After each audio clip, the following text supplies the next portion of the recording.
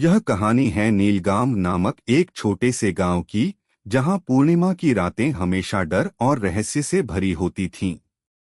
कहते हैं कि हर पूर्णिमा की रात एक अजीब औरत गांव के राजा चौक पर प्रकट होती थी। वह सफेद साड़ी में सिर झुकाए बैठी रहती थी और रंग-बिरंगी चूड़ियां बेचती थी।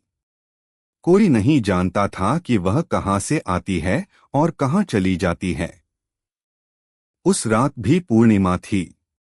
चांद अपनी पूरी रोशनी के साथ चमक रहा था। हल्की ठंडी हवा चल रही थी और पूरा गांव सन्नाटे में डूबा हुआ था। तभी राजा चौक से एक धीमी आवाज सुनाई दी, चूड़ियां ले लो। सुहाग की निशानी चमकती चूड़ियां। अर्जुन, जो नीलगाम का सबसे निडर और जिद्दी युवक था, अपने दोस्तों के साथ चौपाल पर बैठा था। वह इन किस्सों को बकवास मानता था। अरे यार, ये सब पुरानी कहानियां हैं। अर्जुन बोला, चलो चलकर देखते हैं ये चूड़ियां बेचने वाली कौन है। उसके दोस्त थोड़े डरपोक थे, लेकिन अर्जुन के आत्मविश्वास के आगे चल पड़े। राजा चौक पर पहुंचने पर उन्होंने देखा, एक दुबली-पतली औरत सफेद साड़ी में सिर झुकाए बैठी थी और उसके सामने एक टोकरी में रंग-बिरंगी चूड़ियां रखी थीं। अर्जुन ने हंसते हुए कहा, ये चूड़ियां बेचने वाली, दिखा तो जरा अपनी चूड़ियां। औरत ने धीरे से सिर उठाया और बोली, हर किसी के नसीब में ये चूड़ियां नहीं होती, लेकिन तुम्हें चाहिए तो ले लो। अर्जुन ने एक हरी चूड़ी उठाई और मजाक में कहा, ये कितने की है चुड़ैल? ओह, मतलब चूड़ियां बेचने वाली?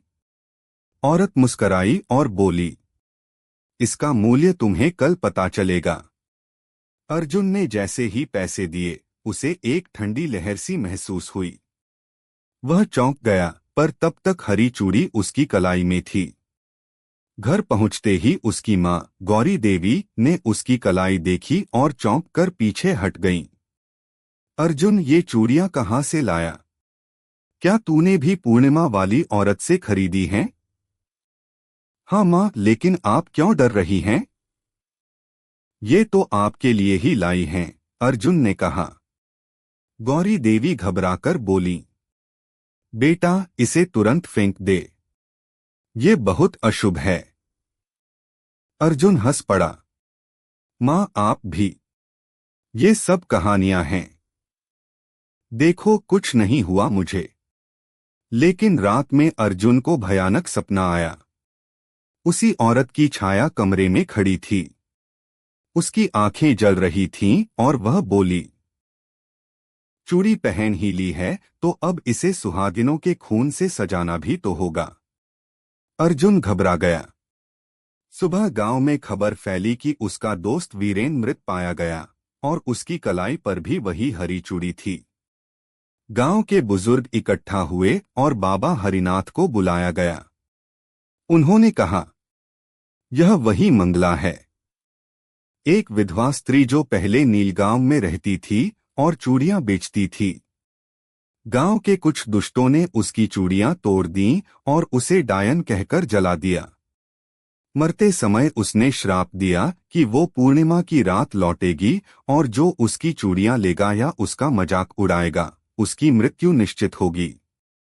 गांव वालों ने मिलकर हनुमान मंदिर में अखंड ज्योति जलाई।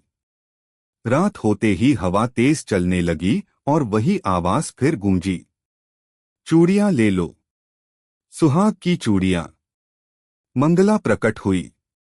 उसकी आंखें अंगारों जैसी जल रही थीं। अब अर्जुन की बारी है। तभी बाबा हरिनाथ ने उस पर हनुमान जी का सिंदूर फेंका। तेरा अंत आ गया मंगला। इस गांव को छोड़ दे। मंगला चीखने लगी और अंततः जलकर राख बन गई। अर्जुन की कलाई से चूड़ी टूटकर गिर पड़ी और धुएं में बदल गई। उस दिन के बाद नीलगांव में कभी वो चुड़ैल नहीं आई। लेकिन लोग आज भी कहते हैं, अगर पूर्णिमा की